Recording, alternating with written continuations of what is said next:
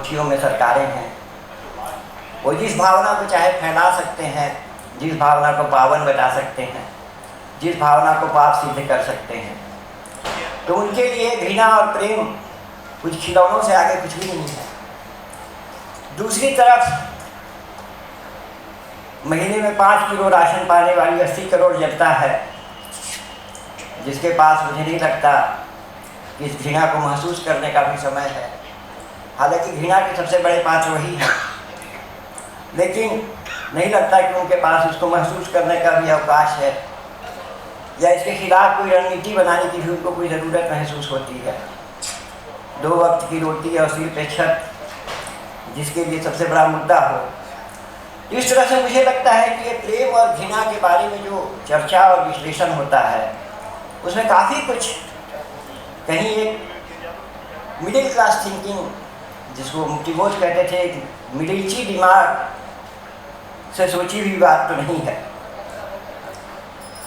और मैं जो बहुत स्पष्ट बातें हैं उनको भी मेज़बान की सुविधा के लिए, जैसी कि परंपरा है कि मेहमान को ज़्यादा सुविधा उत्पन्न नहीं करना चाहिए, तो उसके लिए संकेतों में कहूँगा।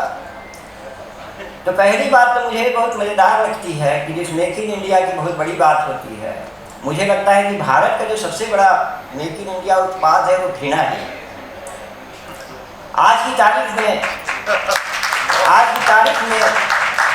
जिस स्वदेशी आंदोलन की बात होती है, मुझे लगता है कि सबसे प्रबल स्वदेशी आंदोलन जो है घृणा का प्रचार ही है। जिस वोकल फॉर लोकल की बात होती है, उसमें सबसे हिट जो है वो घृणा ही एक ऐसी है कि लोकल क्या, वो घर घर में आदमी के दिमाग में फैला दी गई है। किससे घृणा करते हैं? कपड़ों से घृणा करते हैं। स्पष्ट कहते हैं कि उनको आप कपड़ों से पहचान सकते हैं। उनको पहनावे से घृणा है, उनको खान पान से घृणा है, उनको शिक्षा संस्थानों से घृणा है कि वहाँ आदि वेद पे क्यों पढ़ाया जाता है, क ख ग घ क्यों नहीं पढ़ाया जाता। उनके प्रार्थना स्थल से घृणा है, उनकी भाषा से घृणा है। अब हिंदू और उर्दू जो है वो अलग अलग धर्म की भाषाएं हुई। शब्दों से घृणा है, नाम से घृणा है। नाम बदलना आज विकास का सबसे बड़ा सूचक है। हर रोज़ एक जगह का नाम बदला जाता है और 2 जगह के नाम बदलने का प्रस्ताव रहता है। जो मुक्तिबोध ने कहा था कि मैं तुम लोगों से इतना दूर हूँ, तुम्हारी प्रेरणाओं से मेरी प्रेरणा इतनी भिन्न है कि जो तुम्हारे विष है, तुम्हारे लिए विष है, वही मेरे लिए अन्न है। इसकी एक पैरोडी के रूप में, बहुत ख़राब पैरोडी के रूप में हम देखते हैं कि जो सबके लिए विष है वही उनके लिए अमृत है। वो हम लोगों से इतने दूर हैं, हमारी ज़रूरतों से, हमारी कामनाओं से उनकी कामना इतनी भिन्न है कि जो हम सब के लिए विष है वही उनके लिए अमृत है। ये बहुत भयंकर स्थिति है। और फिर अपनी सुविधा के अनुसार, अपने अवसर के अनुसार प्रदेशों से घृणा की जाती है। केरल से घृणा की जाती है, पंजाब से घृणा की जाती है, देशों से घृणा की जाती है। कभी पाकिस्तान से घृणा की जाती है, कभी चीन से घृणा की जाती है। और जबकि आप देखेंगे तो पर्दे के अंदर के खेल दूसरे होते हैं। जिस पंजाब से घृणा की जा रही थी, वहीं के हाकिम को अपने दल में लेने में देर नहीं हुई। जिस चीन से घृणा की जाती है, अगर आप देखेंगे तो उस चीन के साथ भारत का व्यापार 2 गुना बढ़ गया है सिर्फ 1 साल में, इस लिहाज से कि उनसे हम बहुत अधिक सामान खरीदते हैं, उनको बहुत कम सामान बेचते हैं। आयात और निर्यात का संतुलन बहुत खराब है। पिछले साल तक इसका अंतर 3.5 गुना था, लेकिन इस साल 7 गुना हो गया है। फिर उसके बाद आप देखेंगे कि जो भी कार्यक्रम आता है, जो भी चीज़ होती है, उसमें घृणा के लिए कुछ और पात्र निकल आते हैं। किसान बिल आया, किसान बिल खुद ही उन्होंने वापस ले लिया, बहुत उनकी दया है, लेकिन इस बीच किसान घृणा के पात्र हो। इसी तरह आप देखेंगे कि NRC आया, CAA आया, वो थैले में चला गया। न जाने कब से आसाम का NRC तैयार है, प्रति व्यक्ति कई हजार रुपये खर्च करके उसको कई दशक में तैयार किया गया और वो ठंडे बस्ते में पड़ा है। लोकसभा में कम से कम आधा दर्जन बार जिम्मेदार मंत्रियों ने कहा कि सीए लागू करने की अभी कोई योजना नहीं है, एनआरसी लागू करने की कोई योजना नहीं है, 2021 की जनगणना तक भी शुरू नहीं हुई है, तो एनआरसी और सीए क्या लागू करेंगे। लेकिन इस बीच में आप देखेंगे कि जेएनयू से घृणा हो गई, डीयू से घृणा हो गई, दिल्ली विश्वविद्यालय से घृणा हो गई, जामिया मिलिया से घृणा हो गई, शाहीन बाग की स्त्रियों से घृणा हो गई। तो अवसर के अनुसार जो है वो घृणा बदलते रहती है। 4 घंटे, सिर्फ 4 घंटे का एक कातिल अल्टीमेटम दे दिया गया कि सब बंद, और इस बंद में जो गरीब बदहवास हुए वो जब लौटने लगे तो उनसे घृणा हो गई कि वो घर क्यों लौट रहे हैं, तो यहीं क्यों नहीं मर रहे हैं। कई लोगों के मुँह से मैंने सुना कि जब इनका सब खाने पीने का इंतजाम होगा, ऐसा कह दिया गया है, तो वापस क्यों लौट रहे हैं। इन सभी को वहीं पर गोली मार देना चाहिए। एकदम आराम से ये चीज़ फैल गई। और तो और जो सबसे ज़बरदस्त चीज़ है कि जो दिन रात राष्ट्रवाद किसान बखाते रहते हैं, उनको हमारे स्वतंत्रता संग्राम सेनानियों से तक घृणा है। उसमें भी आप देखेंगे तो आप जब भी देखेंगे कि जब गांधी जी से संबंधित कोई भी अवसर आएगा तो गोडसे के औचित्य पर जरूर कुछ न कुछ चर्चा चलाते हैं। नेहरू जी से संबंधित कुछ भी आएगा तो पटेल की चर्चा जरूर चलाते हैं, जिनके पास नाम लेने को एक स्वतंत्रता संग्राम सेनानी नहीं, एक माफी वीर और एक गोडसे के अलावा कोई महान आदमी इनके इतिहास में नहीं। वो जो है वो गांधी जी को रद्द करने के पीछे पड़े हुए हैं और नेहरू जी को रद्द करने के पीछे पड़े हैं। ये अजीब स्थिति हो गई है। एक राजा की कहानी हम सुनते थे कि जिसको ये वरदान मिला था कि जिस चीज़ को छूता था सोना हो जाता था। बाद में उसको समझ में आया कि तो वरदान नहीं श्राप हो गया। ऐसे ही एक राजा की स्थिति हम देख रहे हैं कि उसको यह सिफत मिली है कि वो जिस चीज़ को छू ले कचरा हो जाए।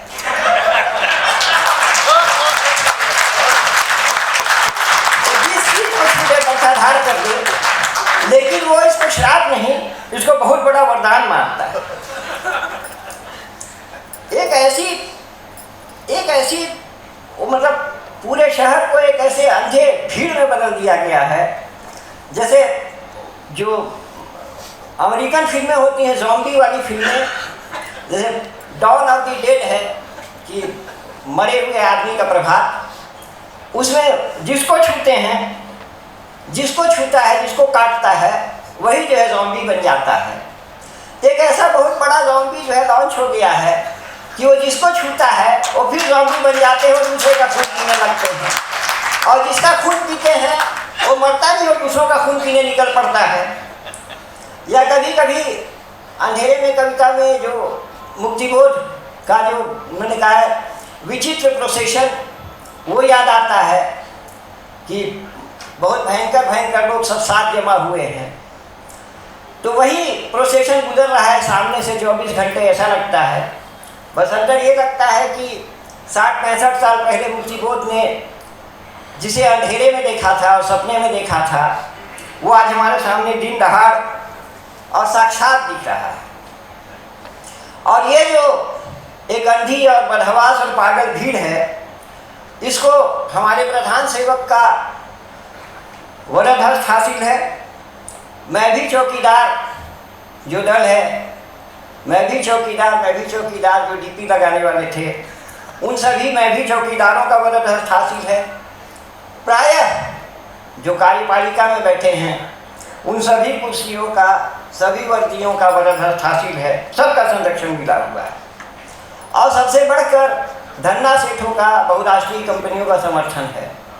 जो चैनल आपको सबसे अधिक घृणा फैलाता मिले, उसको अगर आप 15 मिनट देख लीजिएगा तो आप देखेंगे कि उसमें 1 मिनट घृणा फैलाएगा और 14 मिनट योग गुरु से लेकर बहुराष्ट्रीय कंपनियों तक के विज्ञापन उसमें भरे हुए होंगे। वो जो घृणा फैला रहा है वो उन्हीं के फंड से फैला रहा है और उन्हीं की रुचि है घृणा फैलाने में। हर चैनल में आप देखिएगा कि सट्टा खिलाने वाले नए ऐप हैं, उनके विज्ञापन भरे हुए हैं, योग गुरु के उत्पादों के विज्ञापन भरे हुए हैं। और इन सब के बाद जो न्याय की देवी हमारे देश में बची है, आँख पर पट्टी बांधे, वो इन घृणा फैलाने वालों के लिए तुरंत तैयार है। उनके आजीवन कैद की सज़ा को रद्द करके उनको रिहा कर सकती है। इसके खिलाफ अगर कोई चला जाए तो उसको इतनी धाराओं में अभी 2 साल, 3 साल, 4 साल काट कर ही वो बाहर निकल सकता है। वो इतना विलम्ब कर देती है कि पूछिए मत। बस ऐसा लगता है कि इस समय हम ऐसे समय में पहुंच गए हैं कि जो व्यापक जो नरसंहार है वो हमसे सिर्फ 1 इंच की दूरी पर है। कुछ भी हो जाए, कुछ हो जाए, यहाँ आए हैं और यहाँ से जाने के बीच में कहीं पे दंगा शुरू हो जाए, यहाँ आए हैं और यहाँ से निकलने के बीच में खाना खाने के समय में कहीं पर दंगा शुरू हो जाए। एक ऐसी भयंकर विस्फोटक स्थिति बना दी गई है कि हर समय हम एक बहुत बड़े नरसंहार के, बहुत बड़े विनाश से सिर्फ 1 इंच की दूरी पर है। और ये ऐसी बात नहीं है कि ये हमारे ही देश में हो रही है। अनेक देशों में आप देखेंगे कि ये घृणा जो है वो बहुत जड़ फैला रही है। अमेरिका जैसे बड़ा देश में जब ट्रम्प चुनाव लड़ते हैं तो मुख्य मुद्दा क्या बनाते हैं? मैक्सिकन लोगों के प्रति घृणा, जिनके बारे में वहाँ के कॉमेडियन बताते हैं कि वो जूता नहीं पहने रहते, अंग्रेजी नहीं बोल पाते, अंग्रेजी नहीं समझ पाते, पढ़े लिखे नहीं हैं, उनसे जो है वो अमेरिका डर रहा है। और वो पता नहीं वो कौन से बोलते हैं कि we will make the America great again. पता नहीं अमेरिका कब ग्रेट था कि वो दोबारा वो ग्रेट होगा। इसी तरह से अगर आप देखेंगे, इसी तरह से आप देखेंगे अगर जो पुर्तगाल के जो राष्ट्रपति थे, ब्राज़ील के राष्ट्रपति थे, जो हमारी 26 जनवरी के परेड के ही मुख्य अतिथि रह चुके हैं, सब अपने जगह उनको प्रकृति से घृणा है। अमेजन का पूरा जंगल बेचने के चक्कर में है, उनको जनजातियों से घृणा है, सभी एथनिक समूहों को बर्बाद किए पड़े हैं। और तो और देखिए आप, जो चीन जो है वहाँ आप देखिए उइगर मुसलमानों के प्रति कैसी घृणा है। म्यांमार में आप देखिए कि जिस आंग सान सू की को शांति का नोबेल पुरस्कार मिला था, सेना के साथ उसने रोहिंग्या मुसलमानों के साथ क्या किया? आज भले वो गिरफ्तार है, लेकिन रोहिंग्या मुसलमानों के प्रति उसने ऐसी घृणा फैलाई जो बहुत आराम से हमारे देश में भी आयात हो गई। और यहाँ पर जो है छोटे छोटे गाँव में किसी आदमी को देख के बताते हैं कि ये तो लगता है कि रोहिंग्या मुसलमान है। कैसे जाने, अजीब दिख रहा था। मतलब क्या अजीब, मतलब 3-4 हाथ पाँव थे, क्या था? तो बोले कि नहीं वो अजीब ही दिख रहा था। फिर आप देखेंगे मैं मतलब रूस और यूक्रेन के मामले को भी वैसे ही मानता हूँ घृणा के प्रसार के रूप में। आप देखिए कि कुछ ऐसी घृणा फैल गई कि यूरोप के कुछ देश भी रूस का समर्थन करने लगे और वो करने लगे कि जो यूक्रेन पर उसने आक्रमण किया वो ठीक किया, उसको नाटो में जाने की क्या ज़रूरत है, वो रूस को क्यों परेशान करता है? इसका कुछ हिसाब समझ में नहीं आता है। युवाल नोआ हरारी कहता है कि द्वितीय विश्व युद्ध के पहले तक हमारे पास 3 अवधारणाएँ थी, फासिज्म और कम्युनिज्म और उदारवाद समझ। फासीवाद, साम्यवाद और उदारवाद। द्वितीय विश्व युद्ध में फासीवाद जो है समाप्त हो गया, कुछ उसके भूत जो है वो साम्यवाद और उदारवाद में आ गए। फिर उसके बाद साम्यवाद भी समाप्त हो गया, उसका कुछ भूत उदारवाद में बचा रहा। और अब जिस समय ट्रंप ने पूरा अपना उदारवाद छोड़ के शरणार्थियों के प्रति व्यापक अंतर्राष्ट्रीय नीति छोड़ के और सब कुछ छोड़ के जिस समय मैक्सिकनों से घृणा का नारा लगा के चुनाव जीता, उस समय उदारवाद ही समाप्त हो गया। जिस समय इंग्लैंड अपने बारे में सोचने के अलावा सब आगे सोचना बंद कर दिया और ब्रेक्जिट में गया, उस समय से उदारवाद भी समाप्त हो गया। हालांकि मैं बहुत ज़्यादा मतलब हरारी से प्रभावित नहीं हूँ, स्पष्ट कहना चाहता हूँ। वो बेस्ट सेलर लिखने वाले हैं, इसीलिए जो मुख्य जो चीज़ें हैं, जैसे हम बात करें जो बड़े बड़े जो बहुराष्ट्रीय कंपनी हैं उनके खेल का, या गेट समझौते का ही बात करें, या चुनाव के प्रायोजित होने की बात करें तो उन चीज़ों पर हरारी बहुत बचकर चलते हैं। एक घृणा के बारे में ये भी सिद्धांत है जो मुझे समझ में नहीं आता है कि वो बोलते हैं कि उसमें अतीत के अत्याचार के कारण घृणा फैलती है।